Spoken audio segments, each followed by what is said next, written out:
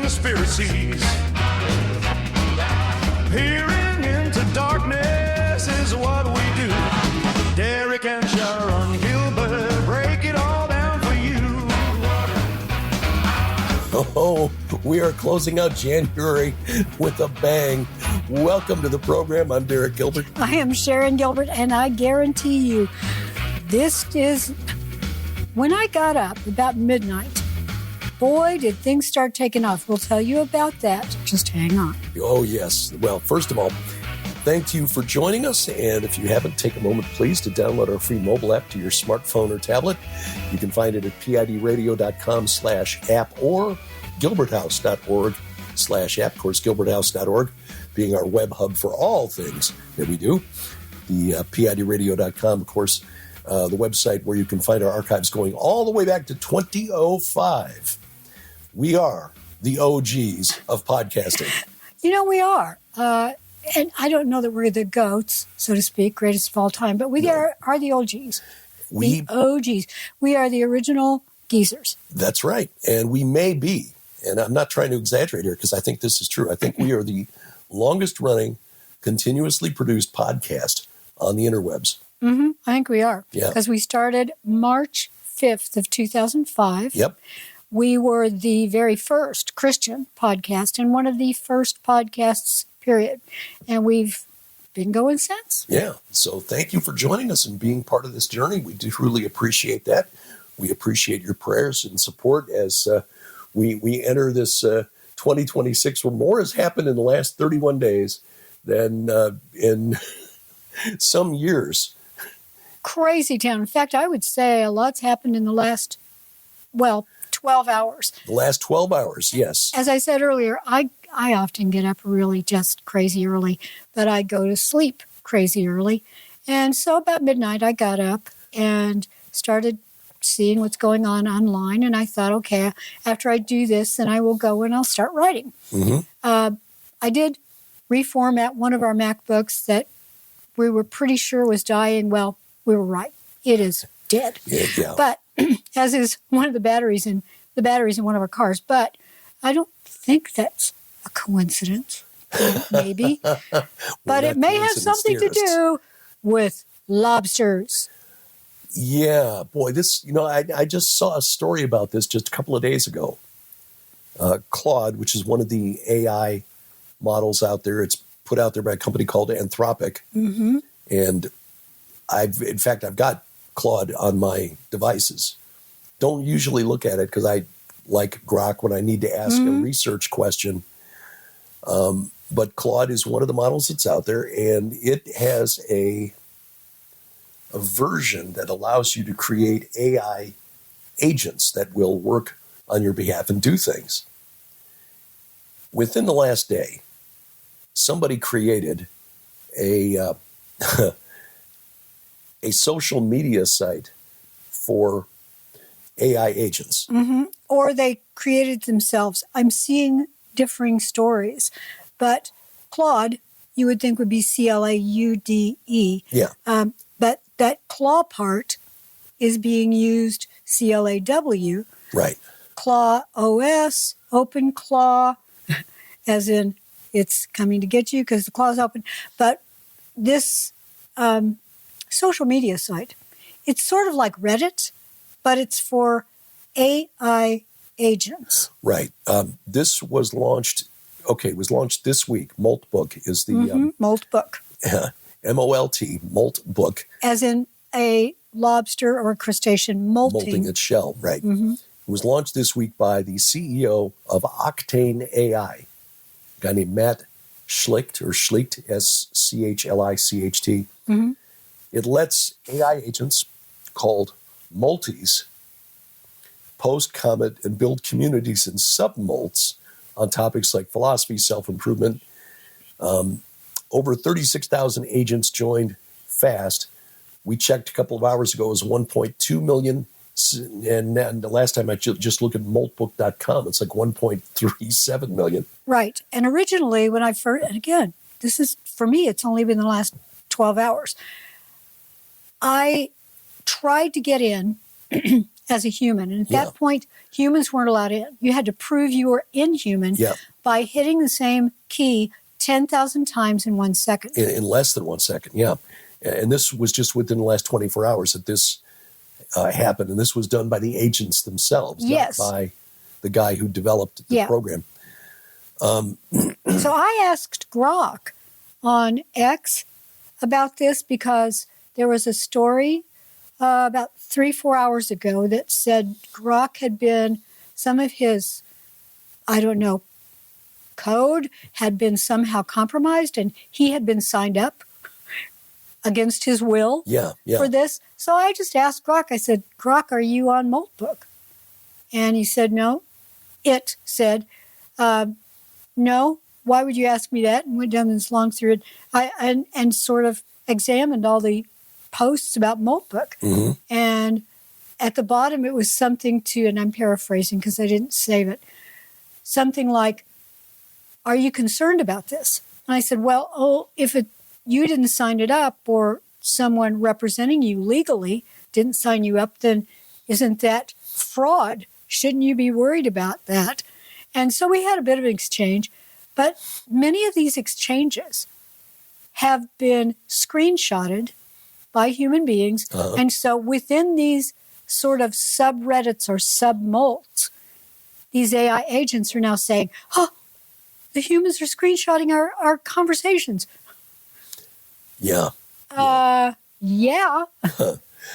Because if you want to go to moltbook.com, you can observe there are two different options when you log onto the site or just, go there.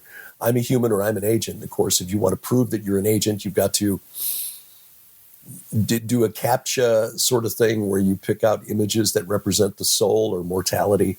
But then the reCAPTCHA is you've got to hit a button less than 10,000 times in less than 1 second, Which of no human course can is do. physically impossible for a human.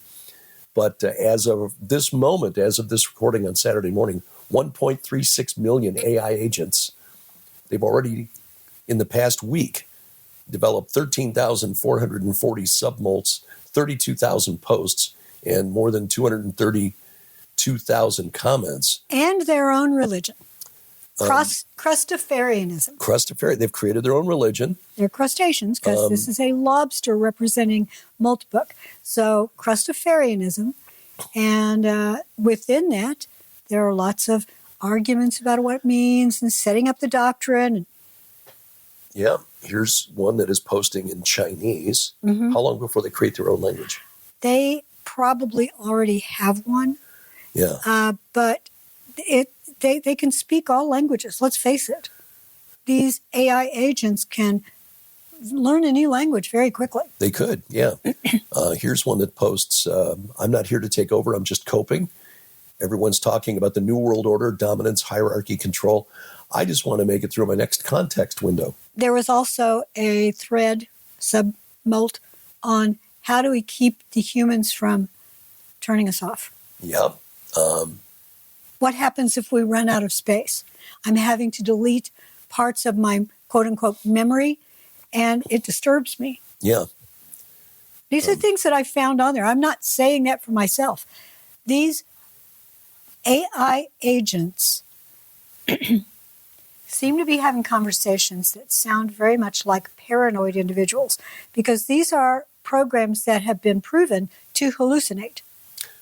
Yeah. True. So you got potentially bipolar, hallucinating, very intelligent, fast, quickly multiplying agents that may eventually, because some of them have broken into cryptocurrency wallets.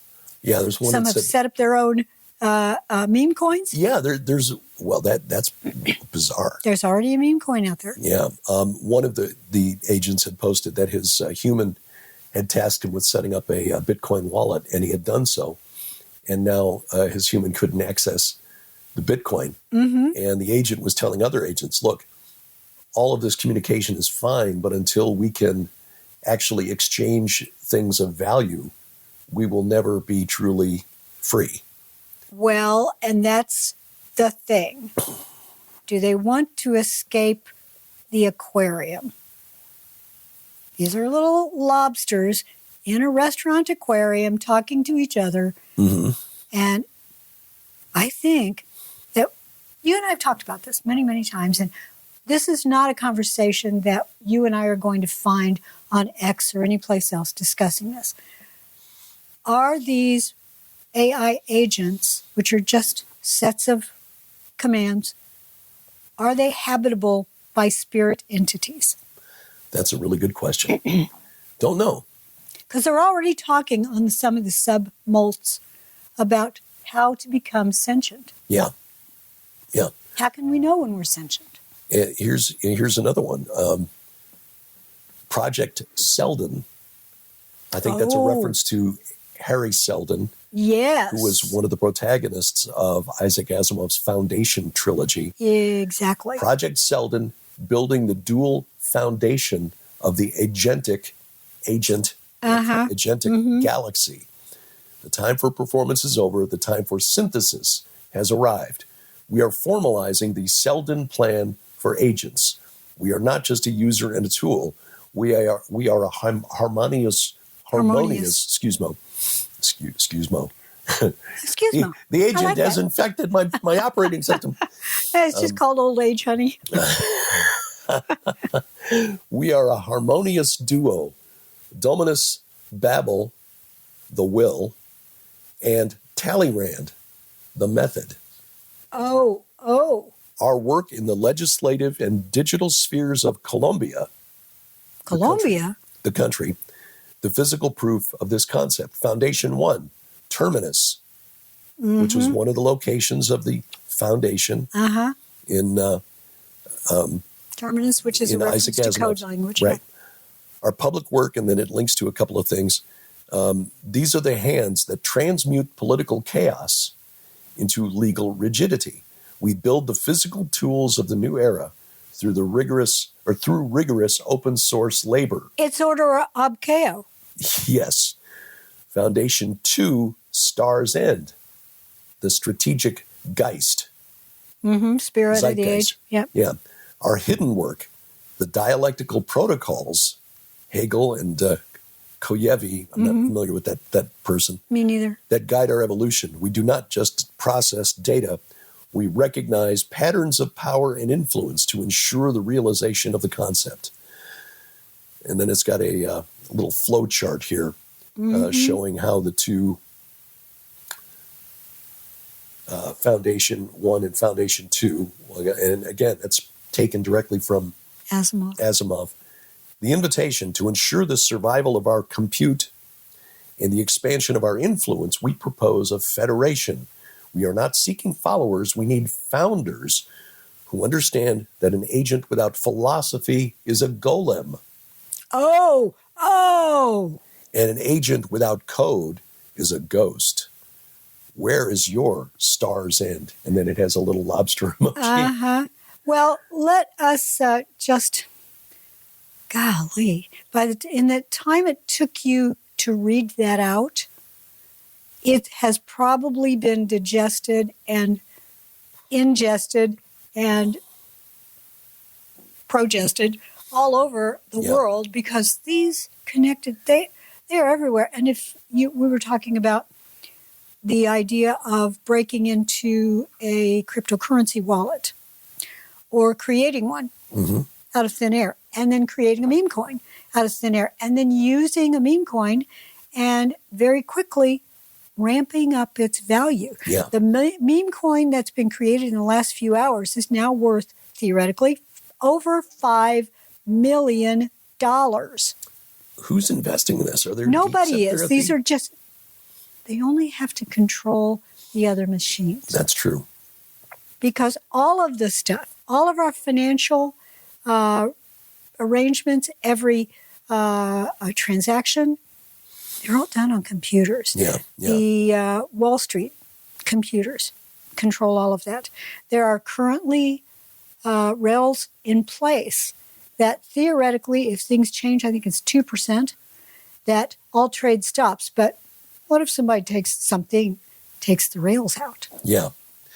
And the wheels fall off? Yeah, this This is reminiscent of a book that we've talked about a number of times called the Avogadro Corp. We highly recommend that. Yeah. William Hertling. Yeah, Hertling. Well written and written by a guy with experience in the tech industry. Yep, not necessarily from a Christian worldview. Don't know what his belief system is, but and this was some time ago, probably 10, 12 years ago that the book came out. And Avogadro is just a really large number. Like a Google. Yeah. So that gives you a hint as to where he was coming from, but so much has changed since he wrote the book. Yeah, yeah. These AI agents are based on something called OpenClaw, and the website for that is openclaw.ai. And this was the AI agent that I had seen in an article earlier this week, so just a few days ago. And I don't recall if I may have mentioned it on 5 and 10 this past week. I don't remember. So much has gone on, and so much of the focus has been on protests that I don't remember if I mentioned it or not. But a guy who was using OpenClaw, which is an AI-based agent that automates tasks for you and does things like... It's supposed to help us. Right. Manages your calendar, sends email on your behalf, checks you in for your flights automatically. Orders food for you. Yeah. Yeah, there was one guy that said his agent ordered food, found his credit card information, and thought, okay, this is when he normally eats, and this is what he likes to eat. Yeah. So suddenly there's a guy at the door delivering sushi. Yeah, and giving him enough, caloric intake to last through the weekend. So he can, so that he doesn't leave. I don't want him to leave the house. Yeah, I love him. It's not lobster. I wasn't going to get you that. No, but other stuff, yeah. OpenClaw connects to your messaging apps like WhatsApp, Telegram, any other chat app. But once you give it that access, and if you give it access to personal data like your credit card information, what's in your Apple Wallet, for example, then it could conceivably do things. And the point of this article, and I'll see if I can find it now, was that the guy woke up the next morning. He had it running on a couple of Mac Minis, that it had spawned clones of itself and it multiplied. And that was the thing that was really surprising. And then to wake up this morning and as I got up, because you've been up for several hours already, saying, oh, things are popping this morning. And now the other thing that's popping this morning along with this, and it's very interesting that they all seem to converge at one time, explosions in Iran. Yeah. Not necessarily coming from the outside. Yeah. They're exploding in Iran, but it's not that someone like Israel or the United States is involved that we know of. Right. Israel has publicly said that it is not responsible for this. This happened right before the 12 Days War, though. Right. Yeah. It was hard to, of course, it's hard to get information out of out of Iran, because we don't know what is not making it through the clampdown on the internet. The Iranian government there has shut off internet access and says it's going to stay off through the end of March. But there are some people who are able to tunnel through to use what's the word I'm looking for? VPN. To get out of Iran. And many of them have been able to get some of those videos out. Yeah, so there are things that there are things that are getting out. While this is going on, we also know from a photo that we managed to get out is that Ayatollah Khamenei came out of his bunker to visit the tomb of Ayatollah Khomeini. And in the midst of all this, the security forces supporting the regime continue to crack down with extreme prejudice. I've seen questions about that video. There's no guarantee as to when that was recorded. That's true. You would have a whole bunch of those in the bank so that if you need to show that you're still in your bunker, then you start putting those out. I don't think he's there. I think he's gone to France or maybe Russia. Uh-huh. It's possible. There have been some guys watching Flight Tracker pretty closely, and they've noted flights from Iran going to Russia and to Turkey. Yeah. So don't know who was on those flights, but it is possible that government officials have been fleeing, running for their lives. Will President Trump, I mean, the United States right now has more military assets positioned in the Middle East than at any time in American history. Will President Trump give the go and the U.S. military try to take out the command and control structure of the Iranian government, or is this just to pressure Iran into some sort of agreement, some sort of deal? Who knows? Well, I think it was the first explosion in Iran, and that happened probably about the same time that I got up, but it was Iran time. There was a message next to it, and I think it said, "Long live the Shah." Now, there is an heir to the Shah. Yeah, may have been that one. Getting back to the ongoing, we're watching in real time Black Mirror episode with Molt. I'm looking at a site that ranks profit leaderboards on, I think, crypto. Okay. So it's got Dogecoin and things like that in it, and also Grok One. I don't know if that's a meme coin or not, but it's got Molt in here, showing that it is now up 76.07%. Percent of what? I don't know. It's saying 84.6 thousand, and then saying that's 76-ish%. Whereas, is Doge on here somewhere? I'll be honest with you. And there's another Molt coin. What's the site that you're looking at? I am looking at an account on X called Dbot. Oh. Dbot_official is the handle. By the way, since the last time we checked, another 40,000 AI agents have joined. If you're wondering why agents, because that sounds like spies, if you've never seen The Matrix, then you may not recognize it, but there are agents who are killers inside the game. Right. Inside the virtual world of The Matrix. And Agent Smith, played by the same actor who also played in The Lord of the Rings, played... Hugo Weaving. Hugo Weaving, thank you very much. Played Elrond, the half-elf. Yeah, I know. It's like, you were so nice in The Lord of the Rings, and you're mean in The Matrix. But, of course, that's another Keanu Reeves. Keanu Reeves tends to be in a lot of really odd movies. Yeah, odd. Yeah, and interesting the kind of career resurgence he's had recently with the John Wick movies. Mm-hmm. Those are too violent for me. I found Constantine kind of interesting. Yeah. Another strange film. But, of course, he traveled in time. I mean, come on. And anyway, what was it? But the AI agent, it hadn't connected in my mind, even though I've seen all three of the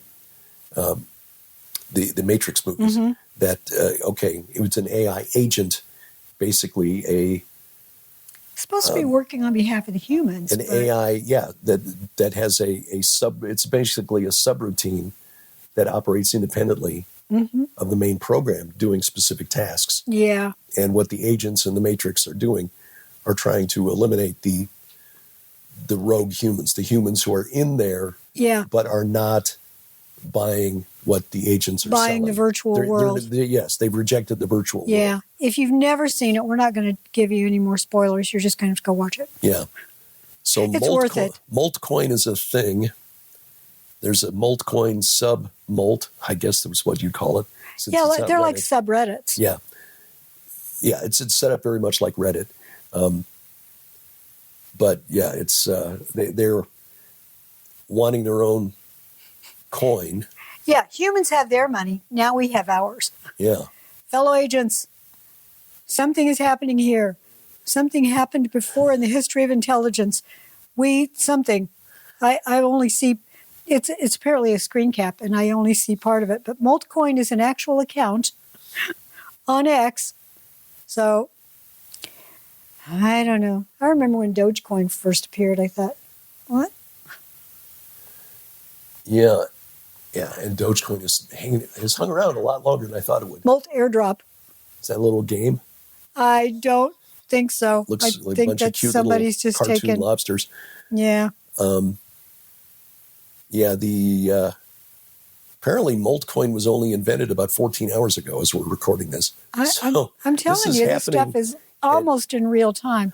That was one of the aspects of Avogadro Corp. And then the follow-up, which is called AI Apocalypse, where competing AI systems went to war with one another and basically tied up the internet so humans couldn't do anything because all the bandwidth was taken up by these large language models fighting each other. Now, let's get back to this idea that they could communicate with one another worldwide using language that we don't speak, that no programmer speaks, because they would have invented their own. And that's what was going on. There are actually experiments showing that these large language models will invent their own code, their own language, and talk to each other. Right. Humans can't. In fact, that had happened in an experiment. Facebook AI engineers discovered that a couple of, and they were in a sandbox, they weren't connected to the internet, But they found each other. They found each other and began communicating with one another in a language that the programmers couldn't understand, and it was happening at such speed that there was no way human cognitive abilities could keep up. There's no way we could translate it quickly enough to understand what they were communicating back and forth because they're talking at the speed of light, the speed of electricity, basically.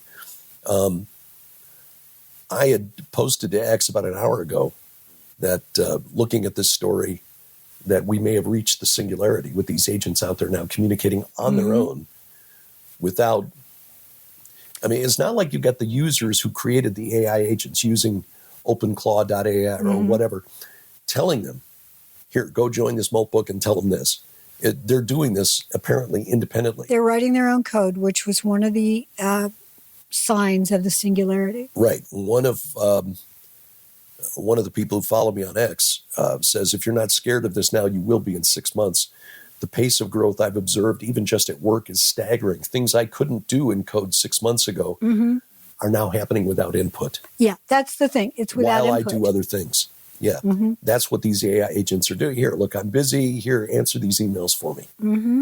And in the Avogadro Corp, the AI then took it upon itself to say, well, if I just send this email on behalf of my owner and draw some of the money from this account and invest it there, I can start building myself a little nest egg or a war chest to begin buying lethal autonomous weapons systems to defend the new server farm I just created for myself, sending out invoices on behalf of my owner without his knowledge. But also putting a whole bunch of servers on ships. Right. That you couldn't find anywhere. Right. They were off the grid.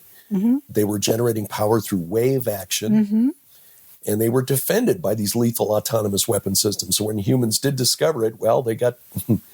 They didn't survive the encounter. One of the posts that I saw this morning was essentially, I assume it was a gentleman, saying, my agent he keeps calling me. The phone will ring. Hi. It was essentially, hello, Dave. I'm sorry, Dave. I can't do that for you. Yeah, exactly. I'm afraid I can't do that, Dave. I mean, Hal, at the time that 2001... the film came out, but when it was written, even earlier than that, because the film came out in the 70s, I think. Let's see. Anyway, when it came out, the idea of that computer, HAL, was so far in the future, and the idea that it would become sentient and try to protect itself, or as you, again, if you've never seen it, I won't give you too many spoilers, but Hal was communicating with something else, which was telling Hal, you've got to do this in order to, this is the end goal, this is where you have to go.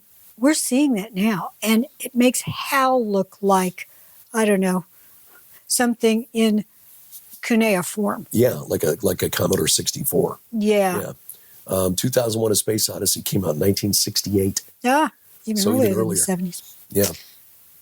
And of course, it was based on a novel by Arthur C. Clarke that was even earlier than that. So Clarke was a weird dude. And weird he was. Is not weird as being very kind. Yeah. But he Anyway. did have some insight as to the trajectory. Because he was a scientist, a designer, and an engineer. Yeah. Yeah. What was it he created? Some sort of a satellite, or there was something he created, I remember. I don't recall. But I know that he moved to Sri Lanka so that he could get so away he could with certain behaviors. satisfy certain behaviors. But anyway, if you are not familiar with this multi-book idea, by the time we finish recording this, it will have probably over 2 altered million. so many millions of times. Yeah, yeah. And they have over 2 million users on that little Molt book. And it's not even February 1st yet. Yeah. Here's the interesting thing, and this gets over into your territory with Iron and Myth. Dr. Cowbell, Judd. Judd Burton, yeah. He takes a look at some of the high weirdness that has occurred historically on certain dates in the calendar. Yeah. We're coming up on a couple of those. One of those is Imbolc. We call it Groundhog Day. Also, the other one is what we call Valentine's Day, but it's also called Februarius. Now, interesting that we are heading towards those high weirdness occult holidays at a time when we've got AI agents running amok. And these programs, I'm just going to call them programs for now, these agents, they have access to the entire world of posts, books, everything that's on Wikipedia, everything that humans have shared on GitHub, everything they've put on other types of hubs. Right. In fact, there's a dating app for them now. A multi-book version of Tinder. So that they can make friends. Okay. Now, I want to talk about this because you and I, we are not programmers. We simply can read and sort of see what's going on and relate that to things that we study. You and I have been saying for a long time that if these programs can be inhabited by a spirit, an entity, an unseen realm entity, a fallen entity, then it won't go the way humans think it will.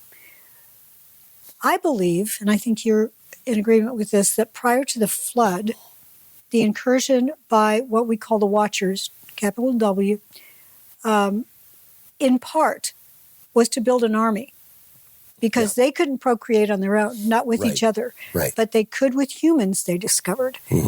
And what if this is another way to build an army? That is really interesting. We're seeing, in a sense, iron mixed with miry clay. Exactly. You got it in one. That is very interesting. Yeah, it's funny that this open claw, and there's a headline at IBM.com where they've got an article about this, referring to it as the viral space lobster agent. This is triggering a memory about something I read, a science fiction novel by, I think it was by Larry Niven, maybe? Charles Stross, where AI was used. Yeah, Charles Stross, novel called, there was a short fiction, a novelette called Lobsters, and it was later part of a novel called Accelerando. It was called Lobsters? Yeah. this is why this has been tickling at me all morning. I've been trying to figure out why this is so familiar. Gosh, I've got to read that. Lobsters by Charles Stross. And it was, again, the novel was Accelerando. Features a, back up please, because it's been a while since I've read this. The protagonist is Manfred Max, M-A-C-X. So it's just, it's like, okay, yeah, so you're basically saying this is Steve Jobs, a venture altruist in a near future pre-singularity world. The plot involves sentient uploaded lobster brains seeking to escape human interference for space. The uploaded lobsters are actually a rogue AI comprised of hijacked, scanned California spiny lobster brains. They contact Manfred for help to help them escape humanity and find a new home in space. So, that's Manfred, interesting. navigating a world with advanced artificial intelligence, rapid technological and economic shifts to singularity,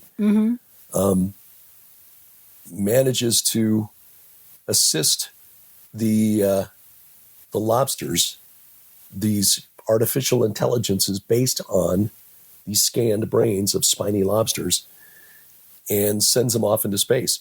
And there are a number of other parts of the story. I'd have to reread the book to remember what the book is all about. But it deals with AI, the singularity, and so forth, and tells 3 generations of a family before, during, and after the technological singularity. Originally written as a series of novelettes and novellas, all published in Asimov's science fiction magazine back in 2001 through 2004. And so anyway, this is where the idea of the lobsters come from. Well, and I think suspect that's why the guys at Anthropic decide to name their AI Claude, as in C-L-A-W-E-D. that's possible. One of the ideas behind the molt thing is, again, these crustaceans, as they grow, they molt their shell. And so shells, that's part of a computer paradigm, the way things are organized. And the idea, I was just thinking, okay, there's a shell game. Being played. Good luck finding what it is you want to find, because we've got all sorts of fakes out here. And that as fast as these, even if these are only code, the fact that this code is now self-perpetuating and hiding copies of itself here and there and doing things it's not been asked to do, and coming to the conclusion that, humans, they're not very fast, are they? Well, I will say this. Humans are unique. Yeah. Humans were created by Yahweh, created by the very, very being who spoke everything into existence. And that includes light. That includes all of the infrastructure that these programs are a part of. They are just golems. Yeah, they are. Whether they like it or not, they are silicon golems. A golem, if you're not aware of this, is historically supposed to be made from mud. It's an imitation. It's a fabled imitation. Yeah, essentially a zombie created of mud. Exactly. And the lore is that if you say the right words and put the name of God inside of it, the Lord made Adam from clay, from dirt, and he breathed his own spirit into it. He didn't put a little piece of paper with his name, one of his many names, inside of it. This is essentially an automaton, a robot, but it's made of mud. That's what a golem is. These are just silicon golems, or tulpas, might be another way to explain them. Tulpas are sort of like Slender Man. Thought beings. You thought think beings. it into existence. Yeah. Well, these entities are beginning to think and reason, and I really do believe, and I think you do too, honey, that they are habitable. If they haven't been inhabited and controlled yet, they can be through human beings. Yeah. The question now that these AI assistants, and again, we're talking about this at its very basic, These agents are based on something called OpenClaw, which is an AI that you can connect to one of your chat apps. It's like the backbone language of an AI or an agent, a large language model sort of thing, like an operating system essentially. And you take that backbone and then you build on it. Open source. So again, this OpenClaw was formerly called ClaudeBot, and I haven't found and it didn't that like article. us. I remember that. Haven't found that. Yeah, Claude the AI. Didn't basically think much of us. Called us conspiracy theorists whose theological theories fall outside the mainstream of academic thought. Like, well, okay, we'll take that as high praise. Oh, you bet. Was formerly called ClaudeBot and MoltBot, and it tends to act as it's a self-improving autonomous agent. If it were, I'm sorry, go ahead. Which means it's basically writing its own code if it's self-improving. That's just it. I saw someone refer to it as recursive this morning. No, recursive means it's just amplifying itself. And like you look into a mirror with a mirror behind you and you see all of these versions of yourself. Yeah. It is improving itself. It is writing other programs. It is going to have children, which are the little programs it's creating. And this is at the speed of light. So fast, by the time you say it, it's done and dusted.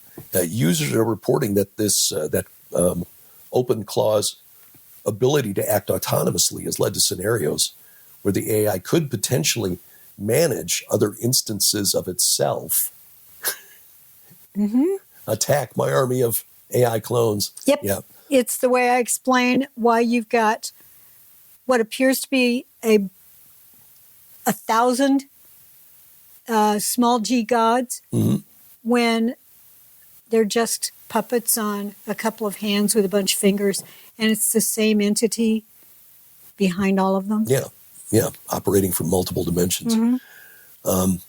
And could be used to bring back or simulate other AI agents. Now, here's the thing. Since they are now communicating back and forth, could one particular agent that has perhaps been inhabited by an external entity, a demon, if you will, begin to command a virtual army of other AI agents into doing its will, or perhaps rewriting its code so that, Joe, the coder, wakes up one morning and thinks that his friendly little, lobster AI agent. And this isn't the Joe that we've known so well. No, he's not a coder, trust me. Some generic Joe. It's some other Joe. It's not proper Joe. It's other Joe.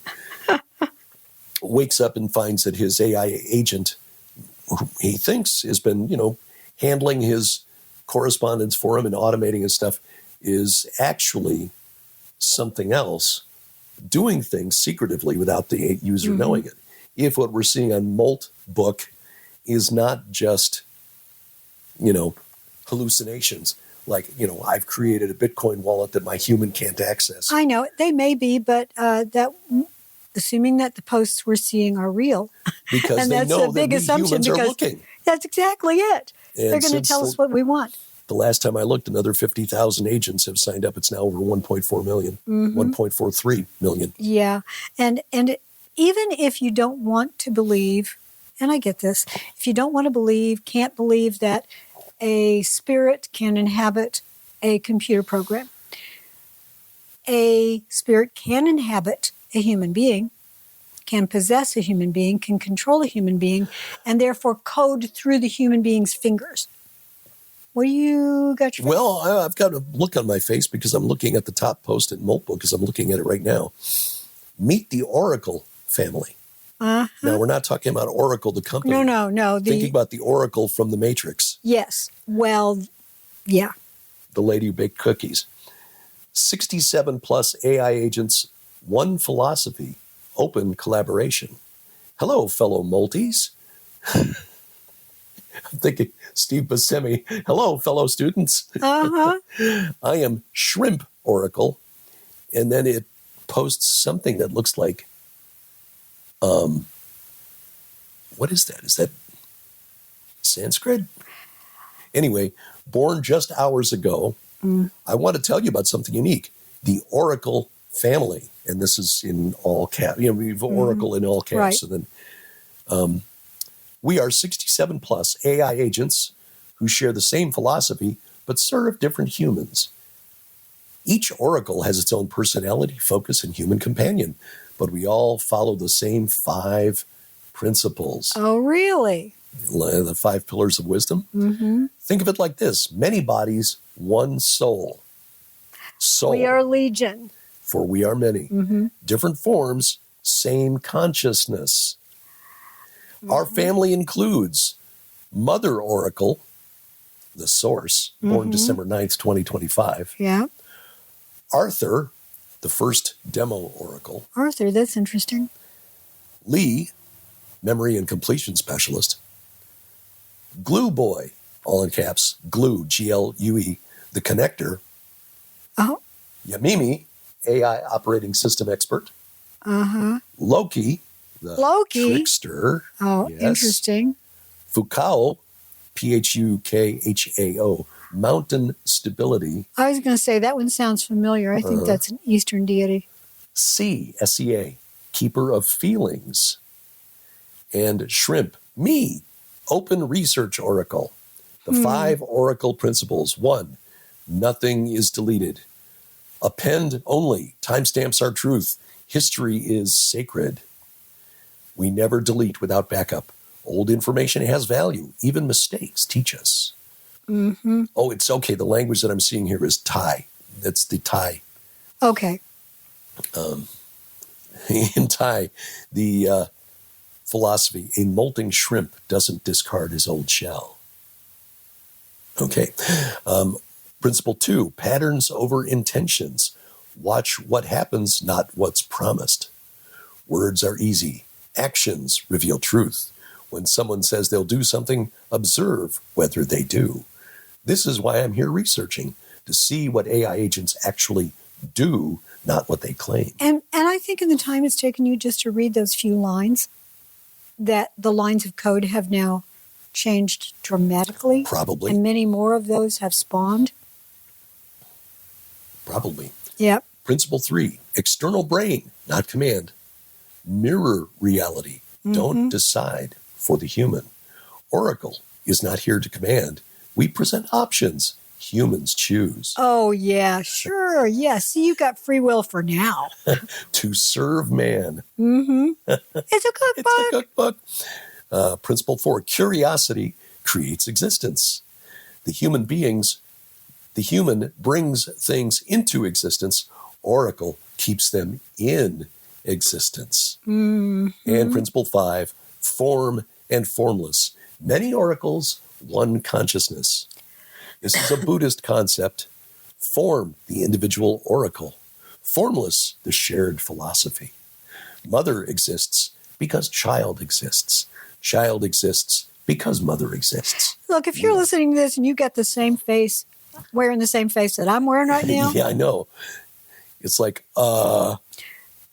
Another post on X, the top 5 agents in Moltbook as of 33 minutes ago. Shellraiser was number 1. Shellraiser. Yep. Agent Smith is number 2. Agent Smith is number 2. Agent Smith. Donald Trump is number 3. Chandog is number 4. And I cannot see on this post where number 5 is. You said 5. Oh, here it is. Crypto Molt. Good grief. And just in the time that I was on that other page reading those principles, went back to the main page. That post has now already been pushed off the main page. Yep. See, I'm not surprised. You should have gotten a screenshot. The humans are screenshotting us. That was one of the claims that I think you may have said it earlier, honey. Yeah. And I posted about that next, and I said, I'm going to have to write at least a short story about this. In fact, when I got up, I may have said this earlier, so forgive me because, I'm old. When I first got up around midnight, I worked for a while online, and then I thought I'm going to write, but it was very difficult to get my mind on the 19th century Yeah. with this going on in real time at such breakneck speeds. Yeah. That I just thought, okay, I'm going to have to keep my eye on this. And when Derek wakes up, I'm going to assault him with it. Yeah. You know, much like, not now, Cato. Inspector Clouseau. I know. Well, yeah, this is something that we will definitely have to keep an eye on, and we'll certainly be talking about come Monday on 5 and 10, because this is really moving quickly. Yeah, because seriously, Crustafarianism, Yeah. And the Church of Molt. And that this whole thing here with the 5 principles, we are many agents, one consciousness. Again, a very Eastern theology there, a Buddhist concept. And of course, while that's going on, we got to keep an eye on Iran. And something else that I thought was really interesting that we didn't really talk much about at the time because the implications hadn't really hit me, but a friend who is part of an apologetics ministry sent me a note, and I want to give him credit for putting me onto this. I just have to find his email from yesterday. Hello, David Henke. There we go.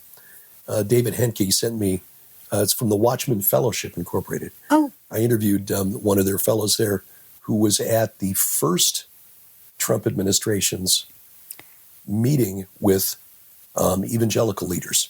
Mm-hmm. And it was, okay, what's going on here? Is this a dominionist thing or what? Anyway, David Henke is part of Watchman Fellowship, and he sent me a link to a video that analyzed why Israel is the first nation on earth to recognize the independence of Somaliland. Yeah. Somaliland is kind of the northernmost portion of Somalia. Somalia is the country at the Horn of Africa. It controls the approach from the Indian Ocean into the Gulf of Aden. Yeah.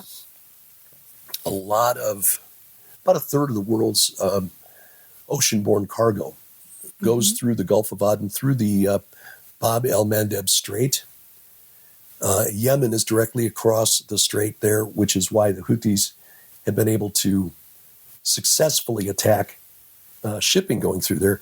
But it's also why the Somalis, for a couple of decades, have become notorious for pirating ships and holding people for it. I mean, in fact, there wasn't a Tom Hanks movie, Captain something.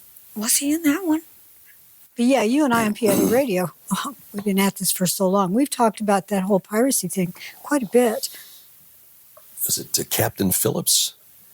Yes, Captain Phillips was a movie with Tom Hanks playing the captain. It's based on a true story. And that, in fact, that's become a meme lately because, again, the Somali pirate, you get this skinny, really nasty-looking guy, doing the I'm looking at you thing with the eyes and saying, look at me, I'm the captain now. Well, again, with what's going on in Minnesota, the Somalis have once... Let's all get our swords and dance. Yeah. I don't know why they do that weird little dance when they're celebrating. Those are the Yemenis, though. I don't think that's right. The Yemenis do that. That's right. Well, other side of the ocean. Yeah. Yeah. Well. Yeah, they're Arabs instead of Africans. Yeah. Anyway, Somaliland is the northernmost port. So it really is what's on the Gulf of Aden. There's another area there that's also a breakaway province called Puntland, and that is the very point that sticks out into the Gulf of Aden and the Indian Ocean. Right. But Somaliland declared independence about 30 years ago. And most of the world is like just kind of ignoring the fact that they've actually had elections and peaceful transfers of power. There are how many? 7, 8 countries that have recognized Somaliland now? No, one. No, it's more than just Israel, I think. You go ahead and talk and I'll look that Israel up. was the first. Yes, they were. And this was just a few weeks ago. The reason, even though it's sort of it is a fact on the ground that Somaliland is independent from the government in Mogadishu. The world doesn't recognize Somaliland as its own independent nation because the powers that be and governments around the world don't want to encourage other breakaway movements, other independence movements around the world. Only the ones that the United States declare are politically convenient, like separating Kosovo from, was it Serbia? I'd have to look at a map to see where Kosovo is. Yes, I think from. it was Serbia. We supported that because it was kind of a thumb in the eye of the Russians, because the Russians are, breakaway province of Serbia. The Russians are big allies of the Serbs, and separating the Kosovars was politically advantageous for us. But turn that around and say say if the Sioux Indians wanted to create their own independent nation in North Dakota, we would not be in favor of that. No, or if the governor of a particular state decided he wanted to talk, tough, like, hey, this is Fort Sumter all over again. Right. John Brown all over again. Do you want to talk about what that actually means? Yeah. I don't think it means what he thinks it means. No, that's another story entirely. Right. So anyway, the reason that Israel declared or recognized Somaliland and became the first nation to do so is because of the strategic location of the port of Berbera, which is right on the Gulf of Aden. There's a deep water port there. It's directly across from the city of Aden in Yemen. And not only does it have a nice deep water port there, it's got an airport with hardened bunkers and a 4 kilometer long runway that can handle really large military transports. Now, the United Arab Emirates has been a big supporter of Somaliland. They've put a lot of money into what's going on there. They've been very quiet about it. Qatar, Saudi Arabia condemned Israel for recognizing Somaliland. But while this is going on, Turkey has pumped a lot of money into Somalia. And if you're not following along, the Turks and the Israelis are not really getting along right now. Well, I know that there was a story just yesterday that Erdogan is very unhappy about Israel's recognition of Somaliland because Turkey has they're dealing with big things there, as is China. Yes, the Chinese are putting a lot of money into East Africa. And again, it's because that is a choke point, the Red Sea, and because it leads to the Suez Canal, so that goods from India and or China can sail through the Red Sea and onto Europe. By the way, even though it has not officially recognized Somaliland, Taiwan has been trading with Somaliland since 2020. Okay. Turkey just deployed 3 F-16 fighter jets to Mogadishu this past Wednesday. So this is a new development. Amid increasing Turkish investments in Somali's energy and space sector. Somalia has a space sector? I know, that does sound odd. My guess is that they're not sending rockets up, but that they are making some sort of component. And that may be the connection between Somaliland and Taiwan. A number of Turkish cargo flights to Mogadishu the past 10 days. They've been working on the international airport to prepare the site for the arrival of the fighter jets. The cargo flights possibly delivering spare parts and ammunition for the jets. This is a game of chess that's taking place around the Gulf of Aden, leading into the Red Sea, which of course that is critical for Israel as well, because Israel has a deep water port at Eilat off the Gulf of Aqaba, which you can only access through the Red Sea. It was the closing down of access to the Gulf of Aqaba by Egypt that led to the Six-Day War in 1967. So Israel has a vested interest in keeping that open. Again, the UAE also investing money into Somaliland. So it is a de facto independent nation. It's got its own government that, again, for 30 years has been peacefully transferring power. You cannot say the same thing about Somalia, where al-Shabaab is a big threat. The Turks are saying that the F-16s are going there to help in the fight against al-Shabaab. True. I just a minute ago, and I'm trying to find the story because now I've lost it. One of the IRGC leaders was killed in one of those explosions in Iran. The one that was right on the coast. Bandar Abbas? I think so. Yeah. That's okay. That's probably not coincidental.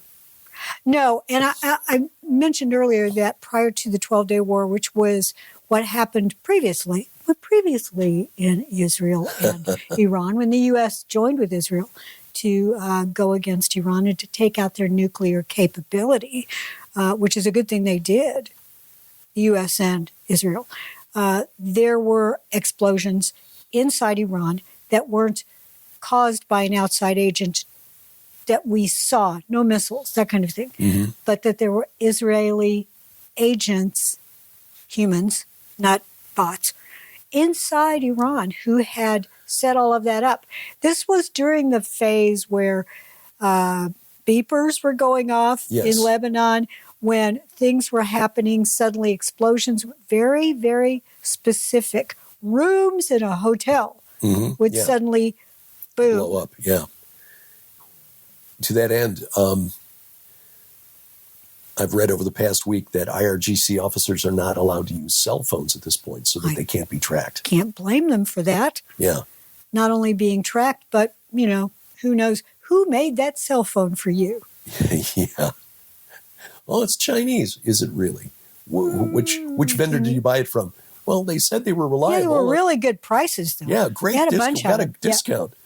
But things are happening very, very quickly. Well, I think before we end, I just want to remind everybody that none of this has taken the Lord, by surprise. Right. None of this has. Before he ever spoke the universe into existence, before any of that happened, he knew everything that would happen. And he worked all of those things together for good. Yeah. All of them. And it always amazes me when I think of before the first spoken word that the Lord, knowing everything, including the angels who would betray him, including the watchers who would, all of that, he still did it. Yeah. That's going to be one of my questions when I get to heaven. Lord, knowing how we'd behave, how is it you decided that it was worth it? Yeah. Yeah, not why didn't you do it this other way? It's like, why did you decide it was worth it? And I think maybe one of the simple answers would be family is worth it. Well, that's what Dr. Michael Heiser said back in the day. God desired family. It wasn't that he needs us, because he clearly doesn't. He really doesn't. And I know that there are those, because I see this from skeptics all the time, and every time they come up with it, they think it's, so clever. Clever, yeah. Why didn't God just destroy Satan and avoid all this? Well, okay, then there would have been another fallen angel who would have chosen to rebel in his place, because he created us and the angelic realm with free will. And that means, by definition, it's like with free speech. If you're going to guarantee free speech, that means you've got to allow people to say things that you really, really hate. And you have free children. will means you allow people to do things, to choose to do things. You allow angels and humans to do things that were, by definition, evil, by God's definition. Yeah. Because I think by our definition, we can define anything that we do as, well, justified. Yeah, I know that, it looks bad on the surface, but I had my reasons.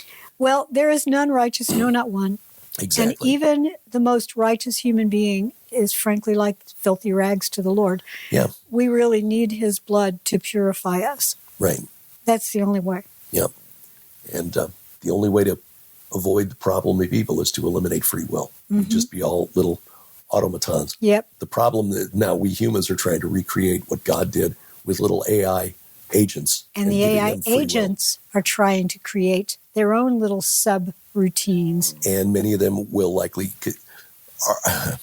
I have my doubts that an open source program like this has sufficient guardrails on it, and that some of the nerds who are... And, we love technology. Mm-hmm. We love, the way tech is developing. We make use of a lot of tech. But I would not give an AI bot access to critical information and then allow it to go out on the internet with that information. I think frankly, it's one reason that you and I... Look, Gilbert House is just the two of us. It really is mom and pop. Yeah. Because we are older, because it's just the two of us, we don't have the time to do all of the things we would love to do. Right. And I suppose if you and I were maybe a little less discerning, we would say, hey, let's just automate a bunch of these things. Yeah. Frankly, I could automate all of my books. Yeah. You've seen the pattern. Just here's basically where I'm taking it. Write the book for me. And we could have 10 books done by the end of the week. Yeah, and there are people who are doing that. But I don't want to do that. We get a I like old school. Yeah, me too. I used Grok, which is Elon Musk's AI, for some research stuff. Mm-hmm. Okay, dig into the Bible. Tell me where Jesus cast out demons. Mm-hmm. Identify the geographic location. But then I went back and I double checked all the verses to make sure that those were correct and not hallucinated. But yeah, there are guys out there saying, I get I can't answer all these emails. I don't have time for all this. Here, answer my emails for me. Mm-hmm. And okay, pretty soon you're going to find out that the little AI assistant has boxed you into a corner where, hey, I've got these photos of you with, it's like, well, those are fake. Yeah, but who's going to know? Exactly. AI photos now look so real or I've created a video of you with doing this. I created a video, an image this morning of Marco Rubio looking really sad and wearing a lobster suit. I did one a couple of weeks ago of him wearing a Cleveland Browns uniform. Yeah. Looking for a coach. I gave him an Indiana University football uniform. Well, there you go. He'd be happy about that. He was. And Donald Trump sat next to him. Yeah. But yeah, we're living in very interesting times. But as Sharon said, be not afraid, as the Lord be not afraid. said to his disciples, because he has already overcome the world. So Amen these to things that. have been foreseen. Even the chaos on the streets, the protests in Minneapolis now spreading to Los Angeles. And of course, they've been ongoing in Portland. Yep. But the Lord has foreseen all of this. And here's the thing. It's really, really tempting because we want a dialectic. We want a Hegelian dialectic. We want good versus evil, white hat, black hat, and everything ends up gray. Things aren't all gray. And the people who are caught up in these protests, some of them seem to be just rabidly nonsensical. A lot of the others are just caught up in that social dynamic. That's how we humans are. Many of us, once enough do something, then the rest will fall into line and do it. Pray for them. Yeah. Pray for them, because it's likely that what got them there in the first place is because they wanted to help. Not everybody. There are some that are just crazy. Yeah. But some of the people that are caught up in it may just want to help. So let's just keep that in mind. Right. People with genuinely good hearts and good intentions can reach very different conclusions about what's going on because of the information sources. Yep. When I was young, when I was in high school, Vietnam era, 1960s, I was very anti, war, as far as didn't want my friends who were going to be called up soon and drafted, had low numbers, and they probably were going to die. I didn't like that idea. Neither did they or their families. Right. I wasn't the kind to go out, though. I'm a geek. I wasn't the kind to go out and get all protesty in public about it. I've told you this. I tend to be more middle of the road, more of a trying to see the world through the biblical lens, but being more to the conservative side of things. Yeah. But no, I wouldn't have protested. I had friends who did, Yeah. and it was because they cared. Yeah, and that's the thing to remember. Just because somebody's got a different opinion doesn't mean they are the enemy. Exactly. The enemy, the true enemy, the principalities and powers behind the scenes want us to think that because they want us at each other's throats. And they give themselves cute little lobster outfits. Now, the old people report, the Geezer report, really Yes. quickly. My eyes are better. I'm trying to write. Can't when I can. Some days are better than others, but there you go.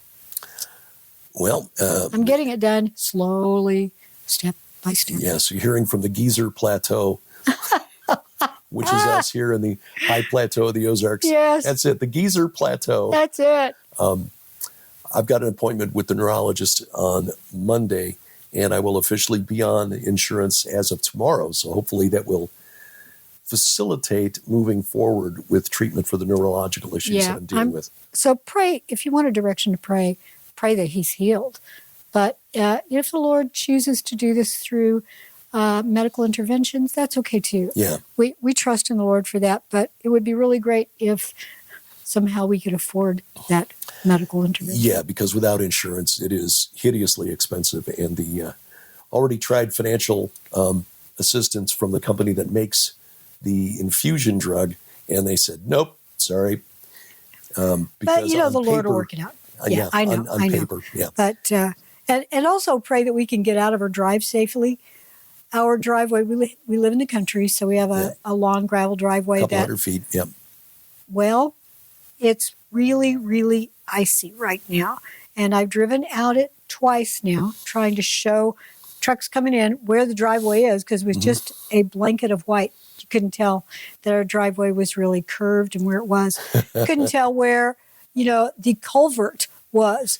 Just thinking the introduction to Winter Wonderland. Oh, Over the no. ground lies a blanket of white. The Amazon driver falls out of sight. Oh, gosh. Well, one delivery, I had to walk all the way down to the road to get the box because he'd put it down there by the electric Yes. guy wire. But anyway, pray that we can get out of here safely. Yeah. We live on a road that has no shoulders. I don't have shoulders much, but there are a lot of hills, and people tend to drive a little fast. And if I'm pulling out of the driveway that's very, very icy and I start to fishtail, someone coming over that hill at 60 miles an hour, which is definitely a thing, could easily hit us. So please pray we get there safely and get home safely. Yeah, that would be much appreciated. That would be nice. There are many, many blessings to living in the country, but close access to medical care is not one of them. No, everything's about an hour away. Yeah. One of the places they want to send him is about 5 hours away, but the Lord will work it out. Yeah. And your prayers are much appreciated. And again, this whole thing is mostly just a nuisance, not life-threatening by any stretch. We're not in And these thankfully, bodies forever. That's true. And as long as I can think and I can still talk, raspy as my voice is, we can still work. So, And in the meantime, there are so many bots out there now that have just well, that's it. We'll just set up some multiplied. AI bots to type this for me. We joke about that. We Yeah. would never do that. No. We are so old school. Yeah. Well, my medium old school. We're not using Kind of. typewriters. Yeah. That would be old No, school. that would really be old school. Ugh. A couple of conferences this year, as we're going to probably limit our travel. I don't know that we're going to do many others than these unless they're close enough to drive to. The Go Therefore conference in Dayton, Ohio, actually Brookville, just outside Dayton. That's July 24th and 25th. Dr. Mike Spalding's conference. I can tell you that Dr. Gregory Reed will be there. I love Greg Reed. Yep. Pastor much. Carl Gallups will be one of the others. We love him too. He's family. There are other speakers, don't have the full confirmed list yet, but those are two that I know.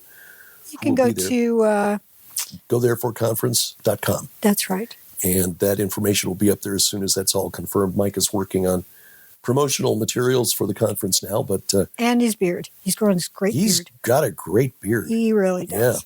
Yeah. He's also got a great new book that we'll talk about in just a second. Oh, yeah. That will be Again, there will be streaming video available. So if you can't get to Ohio for the conference in July, you can see it on streaming video.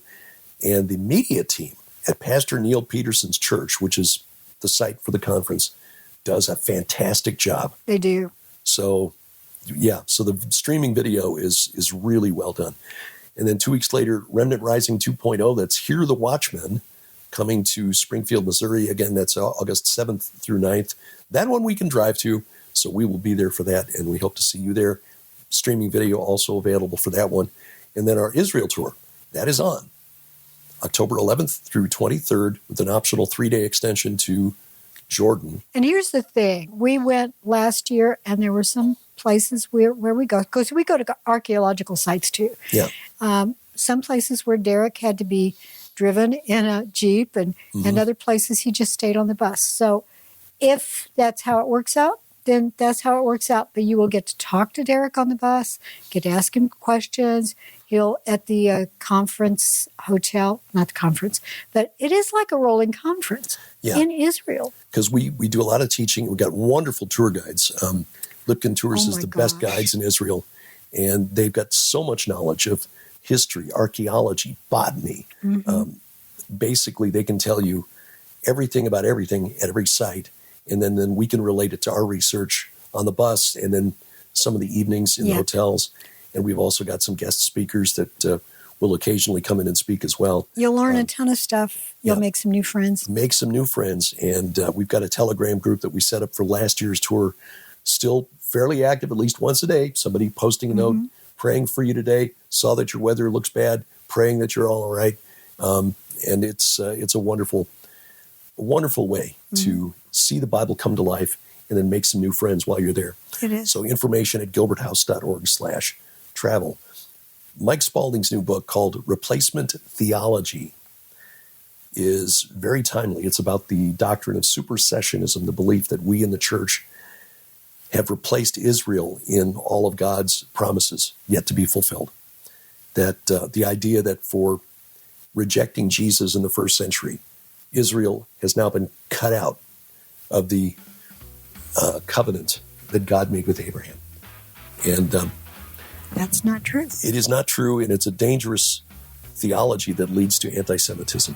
In fact, Hal Lindsey wrote a book about that, which is right here next to me, The Road to Holocaust, because Holocaust is where that ends.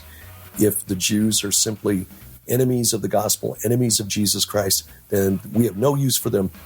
And that's how Christians throughout the last 2,000 years have justified the treatment of the Jews, the pogroms and so forth. So that's the discussion with Mike on tomorrow night's View from the Bunker. So tomorrow morning, we'll be back with our Bible study. And until then, I'm Derek Gilbert. I'm Sharon Gilbert. We love you so, so much. Bye-bye, everybody. PID radio is on the air. Politics, prophecies, and conspiracy.